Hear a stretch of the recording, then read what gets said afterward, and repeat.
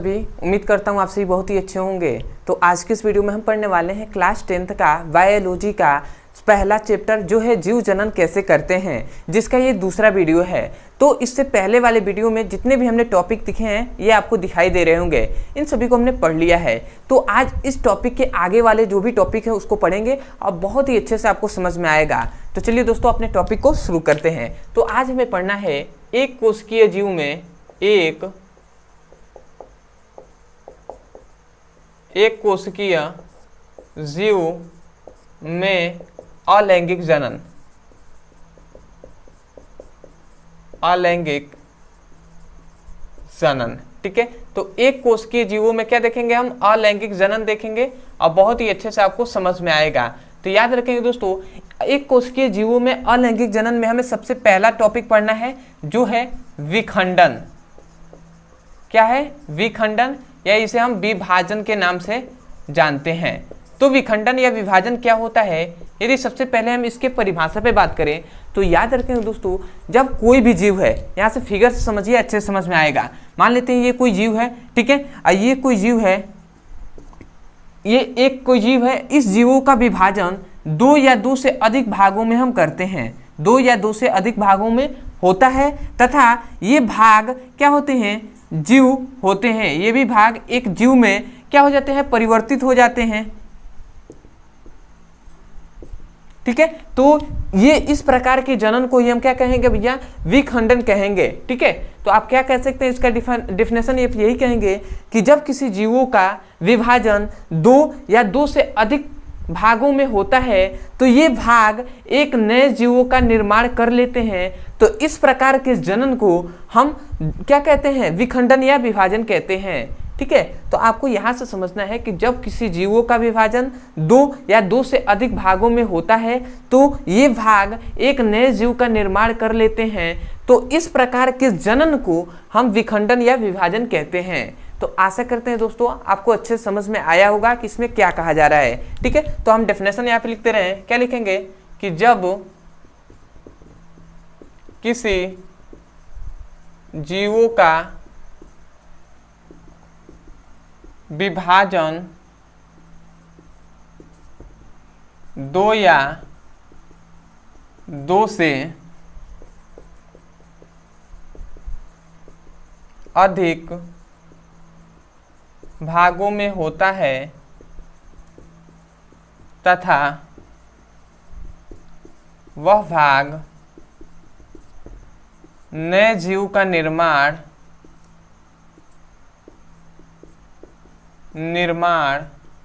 कर लेते हैं, तो इस प्रकार के जनन को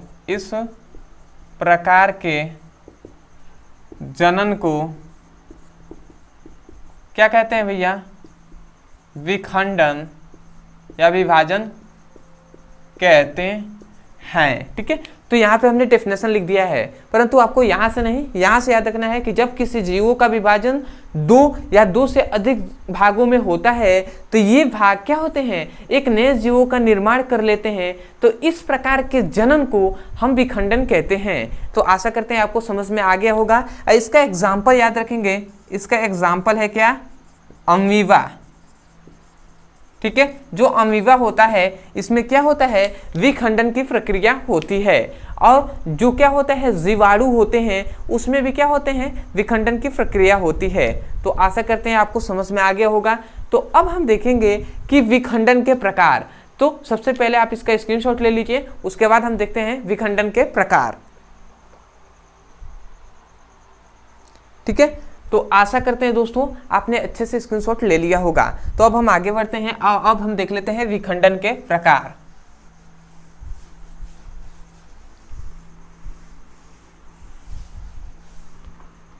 तो अब हमें देखना है कि विखंडन के प्रकार।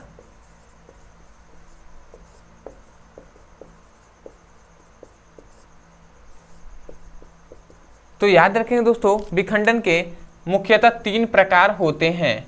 कितने भैया? 3 टाइप्स होते हैं, प्रकार होते हैं। तो सबसे पहला होता है जिसका नाम है भैया द्विविखंडन,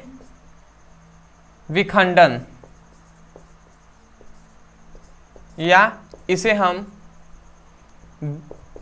द्विखंडन के नाम से भी जानते हैं, द्विविखंडन या द्विखंडन। ठीक है, तो ये क्या होता है इसको हम समझते हैं। तो याद रखेंगे दोस्तों, यह एक जनन की तो प्रक्रिया है ना, तो ऐसे हम कह सकते हैं कि ऐसा विखंडन, ये विखंडन के प्रकार हैं, तो हम कहेंगे ऐसा विखंडन जिसमें कोई एक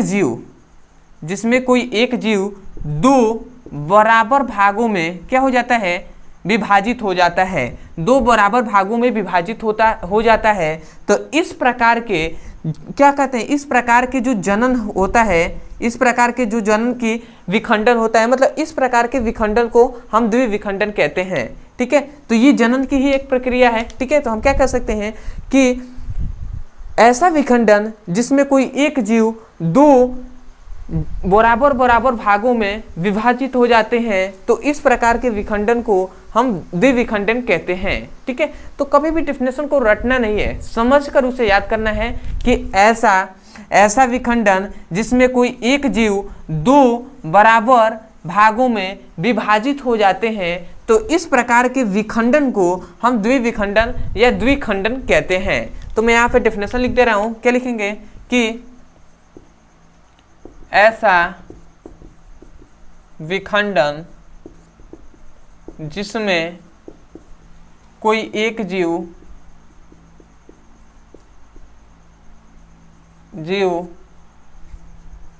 दो या दो से अधिक, दो या दो से अधिक नहीं, जिसमें एक जीव दो बराबर भागों में ना, दो बराबर भागों में विभाजित हो जाते हैं,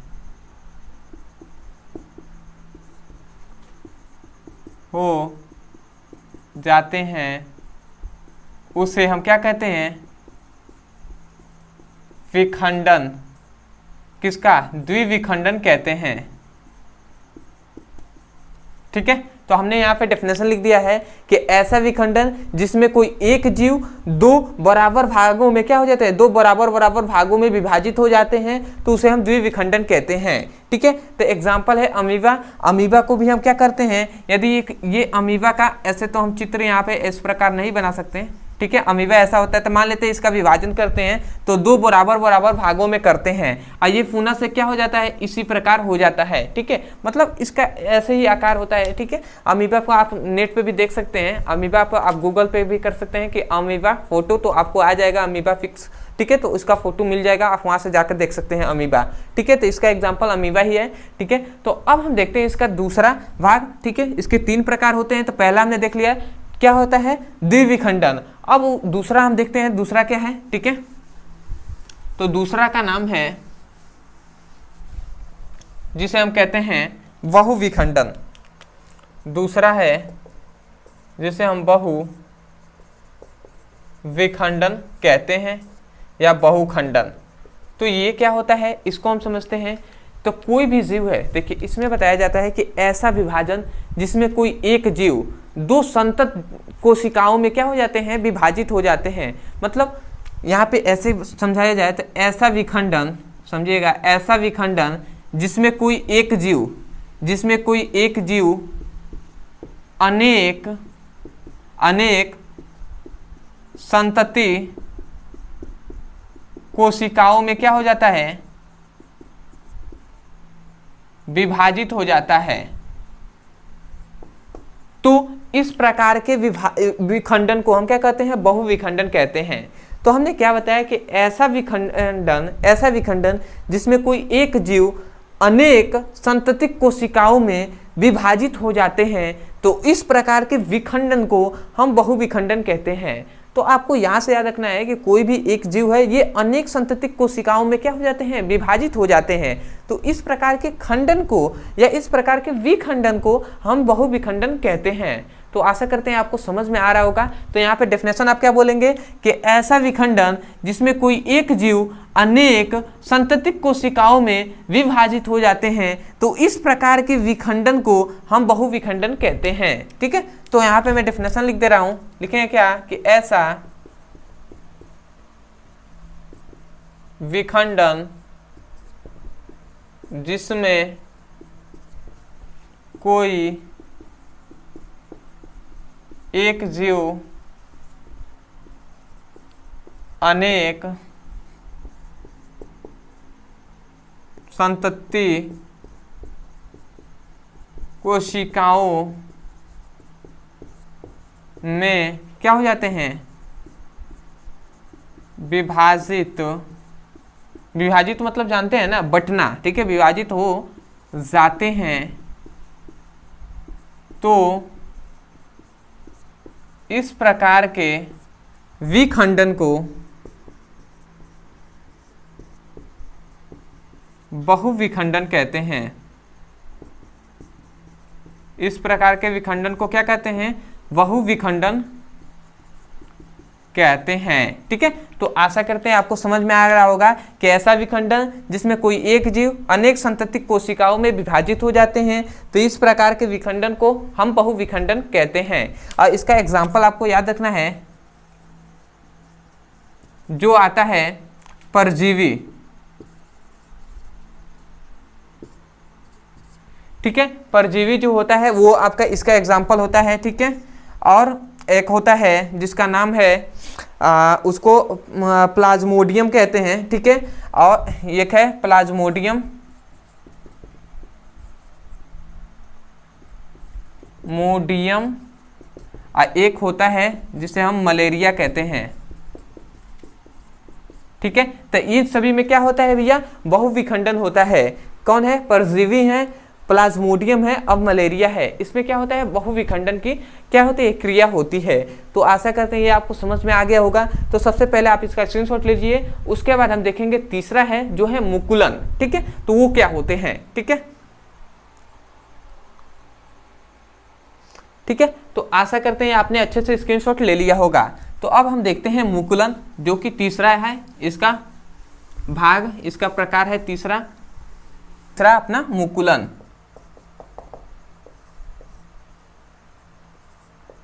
मुकुलन, तो मुकुलन क्या होता है इसको भी हम समझ लेते हैं। तो याद रखेंगे दोस्तों, एक इष्ट नामक एक कोशिका होती है, मतलब एक इष्ट नामक क्या होती है, यहाँ पे मैं लिख दे रहा हूं, इष्ट कोशिका होती है।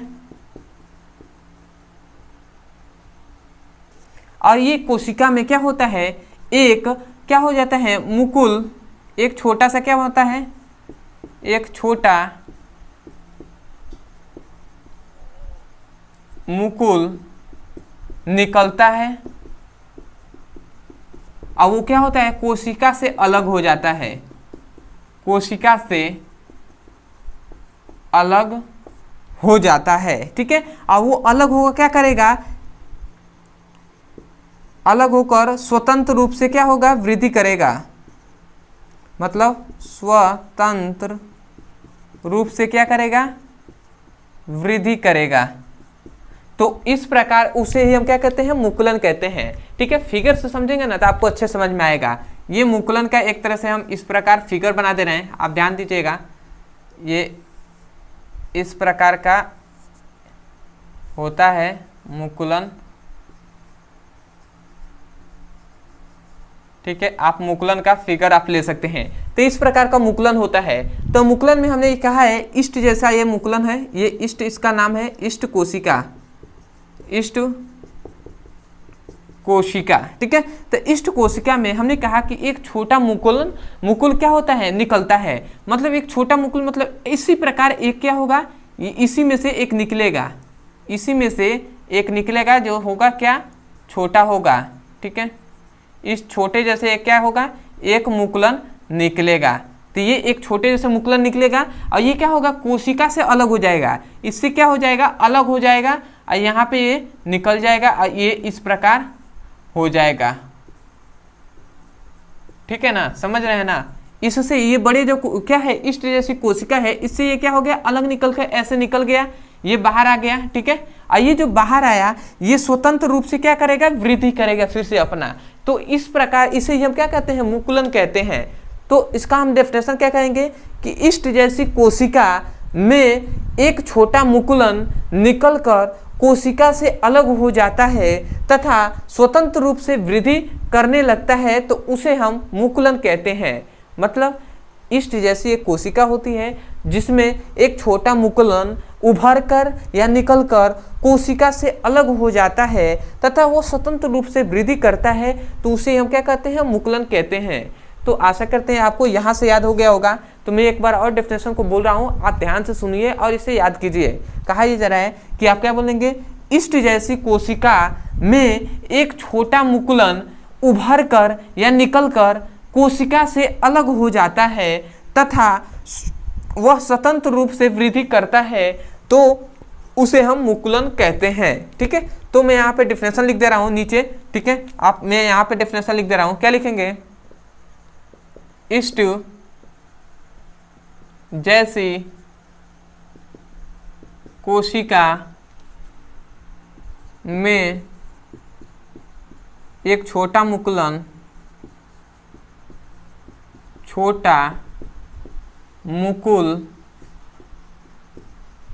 निकलकर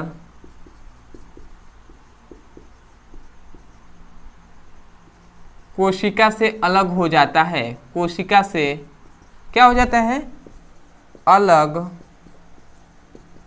हो जाता है, तो और वो क्या करता है, और वो स्वतंत्र रूप से क्या करता है, वृद्धि करता है, तो उसे हम क्या कहते हैं, मुकुलन कहते हैं। हमने डेफिनेशन लिख दिया है, इष्ट जैसी कोशिका में एक छोटा मुकुलन निकलकर कोशिका से अलग हो जाता है और वो स्वतंत्र रूप से वृद्धि करता है, तो इसे हम क्या कहते हैं, मुकुलन कहते हैं। तो आशा करते हैं आपको डेफिनेशन अच्छे से समझ में आ गया होगा। ये जो फिगर है आप गूगल पे लिख सकते हैं इष्ट कोशिका, तो आपको ये फिगर मिल जाएगा, आप वहाँ से देख सकते हैं। ठीक है, तो आशा करते हैं दोस्तों आज के लिए इतना ही रहेगा। ठीक है, आशा करते हैं जितने भी टॉपिक आपको इस वीडियो में पढ़ाए गए हैं वो आपको अच्छे से समझ में आ गए होंगे। तो आगे हम मिलते हैं अपने अगले टॉपिक के साथ। ठीक है, तब तक के लिए धन्यवाद। मैं यही कहूँगा, यदि आप हमारे चैनल पर नए होंगे तो चैनल को सब्सक्राइब कर लीजिएगा, वीडियो को लाइक कर दीजिएगा, और हो सके तो हमें कमेंट सेक्शन में जरूर बताइएगा कि आपको वीडियो कैसा लगा। अदरवाइज यदि क्लास 10th का फिजिक्स, केमिस्ट्री, बायोलॉजी का तीनों का सीरियसली पढ़ाई करना चाहते हैं चैप्टर वाइज सीक्वेंस में एक एक करके वीडियो को, तो आपको इस वीडियो के डिस्क्रिप्शन बॉक्स में फिजिक्स, केमिस्ट्री, बायोलॉजी तीनों का लिंक दिया जाएगा। उस लिंक पर क्लिक करके आप चैप्टर वाइज सीक्वेंस में एक एक करके वीडियो को पढ़ सकते हैं। या कोई भी टॉपिक फिजिक्स, केमिस्ट्री, बायोलॉजी में समझ में नहीं आता है कोई भी टॉपिक, तो उस टॉपिक का नाम लिखिए यूट्यूब पर, अंत में हमारे चैनल का नाम लिख दीजिए ब्रदर्स, तो आपको वीडियो मिल जाएगा। यदि नहीं मिलता है और कोई भी टॉपिक के बारे में आपको जानना है तो आप इस नंबर पे आप मैसेज कर सकते हैं 6058। ठीक है, ये जो व्हाट्सएप नंबर है 8874726058, इस नंबर पे आप मैसेज करके जो भी टॉपिक है उसको आप पूछ सकते हैं और वीडियो का लिंक पा सकते हैं। तो चलिए दोस्तों आज के लिए इतना ही, मिलते हैं अगली वीडियो में, तब तक के लिए धन्यवाद। जय हिंद, जय भारत।